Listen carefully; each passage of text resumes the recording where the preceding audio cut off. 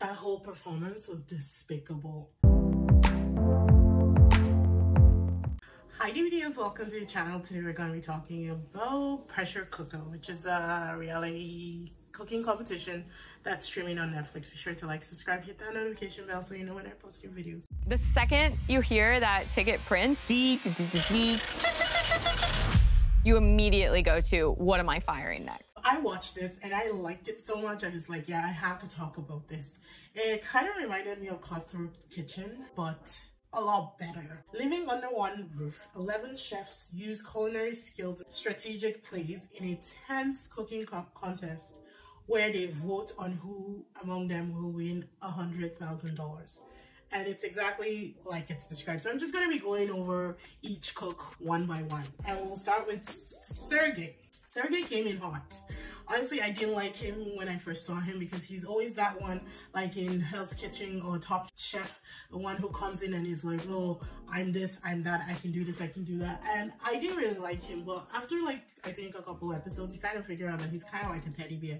And one of the other chefs was the one who actually brought it out of him because I think she kind of figured out his character, his nature, and she just befriended him basically. They kind of call themselves work wife and work husband. But in the end, he kind of showed, and I didn't think that he could really cook, but he kind of showed his skills in the end, and I liked him. He turned it around for me. I thought that he ended up being a very good cook, so I was fine with him by the end of the series. Caroline was the one who befriended Sergey, and my first impression of Caroline was cold, like, and not like standoffish. No, I mean like cold, calculating. So she used to be a model and she realized that that wasn't for her, and I kind of fell into food, and she is cold. That's the best way that I can describe her, where she will do what she needs to do to get what she wants, but not in a way where she steps over people, just in a way like, this has to be done, so let's just do it and move on, you know, that kind of personality. And I can't say that I was mad at it because she was very effective and she could cook also, so that was great. She's also very beautiful, so that's a plus for me. I mean, if my chef comes out and she looks like that, yeah, I'm gonna be soaking up that salt. And like, she's gorgeous. I'm not surprised that she started out as a model. Brian was the underdog. I actually liked him, but I don't think he had enough time to get his feet in this competition. I think he was up for the chop like 3 times in a row. I don't even know how he escaped multiple times, but he was very rough around the edges. Didn't go to culinary school. Everything he knows, he learned by himself. And I like those kind of people because those skills, they stay with you forever, and you also work harder at it. But I really liked him, but I just thought that I knew that he wasn't going to win this competition because of some of the other like caliber of chefs that were there and the way they cooked. I just knew that it was very different from his style, and he was up for elimination too many times. I knew that they were going to cut him as soon as they could. Renee, I loved Renee. She was the chef with sass, and she could back it up because apparently she could cook too. Apparently she's also a star private, like she's a chef to some of the stars. They don't really mention who. I could have done my research, but honestly it's not that big a deal. I don't really care. But I liked her. I liked her personality. The thing about this competition is, a lot of people came in like wanting to play a game, lie, cheat, you know, do whatever it is that they could to win that $100,000, and it backfired after a while. And I love that Renee was calling them out one by one. I just absolutely love her. I love her stance. I loved her personality, and it looked like she could cook also, so that was good for me. Michael, I thought he was quirky cute when I first saw him. That was my first impression of him. And it turns out that he's a culinary mastermind as well. He was absolutely amazing. Based on everything that people said, I liked him because they each give feedback on everybody's cooking. So they judge themselves. There were no judges.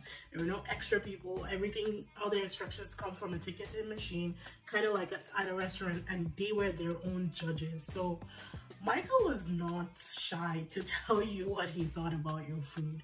And a lot of people were like waiting to see him cook so that they could judge him just as harshly as he had judged them. But it turns out that he could actually cook, so I liked him. I like somebody who can back up, you know, their ego. If you know you can do it and he wasn't cruel about his what's it called, his feedback. Also, he's kind of like, I think he's like A-type personality. He just says it as he sees it. Could edit a little bit and soften the blow, but you kind of know that it's not coming from a bad place. He's just doing his job. Jenna, I can't stand Jenna. My first impression of Jenna was a liar. She's a liar and a cheat, and I don't really think anybody should be working with this girl. I'm just saying, from what I saw, she was willing to cheat and lie her way to $100,000, and I thought that whole performance was despicable, just in my own opinion. So we're just gonna move away from her. Lana, love Lana, love Lana. Honestly, Lana was caught too early, and it was because of that of a girl, Jenna, or whatever her name was. Yeah, is it Jenna or Gina? I don't really even care, but she was the mastermind to eliminating a lot of people. She was such a liar. Anyways, but Lana, I think Lana's time was cut short in that house, and Lana was a fantastic cook, great personality. Like, she's the kind of person I would want to work with. I wouldn't mind having her cook for me at some point in my life. I think that I would really like to meet her and just get to know her one-on-one. Ed, I loved Ed. He was very rough around the edges, but there was also something very refined about the way he plated his food and cooked his food. Honestly, it was not what I was expecting. There was just something very refined about his technique. I think he was also one of the people that was, his time was cut short in the house, but it is a competition. It is what it is, right? Liv was the first person to go. I'm just gonna let you know that now. She came in saying, oh, because she's the youngest, she's the youngest executive chef at her restaurant, and a lot of people question why, and maybe she can really cook, but she served raw chicken on her first night, and that's a no-no, so they asked her as quickly as possible. She is tall though. I noticed that, like, she's really tall. She was the tallest person in the house, and I do low-key wish that we'd seen more of her, but it's a competition again. They bring the best of the best, and if you're not doing your best, you get caught. Kristen, I thought it was Christina. Kristen was cool. She was also one of the people that got betrayed by Jenna as well. So Jenna was very instrumental to taking out a lot of people in the house just by conniving, scheming, lying, and lying. But Kristen, I don't really know that I saw much of her cooking style. She was pretty safe most of the competition, so I do think that she can cook. I just don't know that it came through in what she was showing us. But I liked her personality. I liked how she carried herself and how she portrayed herself on the show, and I could respect her for that. Robbie was the teddy bear of the house. I loved Robbie from the moment I saw him. When he talked about his family, talked about his business, talked about everything that he was going through and how he got into cooking and his cooking style. I just absolutely fell in love with him. He just had this very welcoming personality. He was literally a teddy bear, and he cried so easily. It was just like, Robbie, don't cry, because if you cry, I'll cry. And it was just so lovely. I absolutely enjoyed the show. And when he got mad, he got mad. Oh, it was when Lana went home. Robbie and Lana were very close. They were friends. And when Lana went home, he was pissed off, and like, oh, it really showed. And I don't know, there's so much I can say about Robbie, and I just loved him on the show, and I thought that his journey was absolutely fantastic, and I loved the show. Pressure Cooker was fun to watch. I watched it in one day because I liked it so much. I just like, ow.